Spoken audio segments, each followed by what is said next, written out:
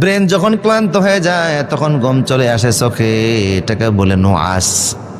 চোখ যখন দুর্বল হয়ে যায় 19-20 করে আর কাজ করতে পারে না, তখন চোখের ঘুম চলে আসে কলবে, এটাকে বলে নাওম।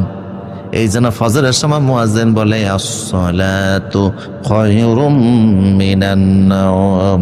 ওঠো মুমিন মুসলমানও, নামাজ আছে, ঘুম ভালো। হ্যাঁ, নাকি ঘুমাইছে নামাজ ভালো? শীতকালে এটা মানেননি। এক মসজিদের সামনে গাড়ি থেমে গেছে, ইমাম সাহেব নাই, মুয়াজ্জিনও নাই, মুসল্লি তো নাই, মসজিদের মধ্যে তালা মারা। কেউ মুয়াজ্জিন আপনি কোথায়? কয় খাতার ভিত্তে। আজান দিছেন কেমনে? কয় খাতার ভিত্তে থাকিয়া।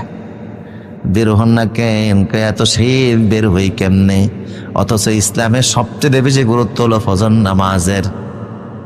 কথা বলেন ঠিক কিনা?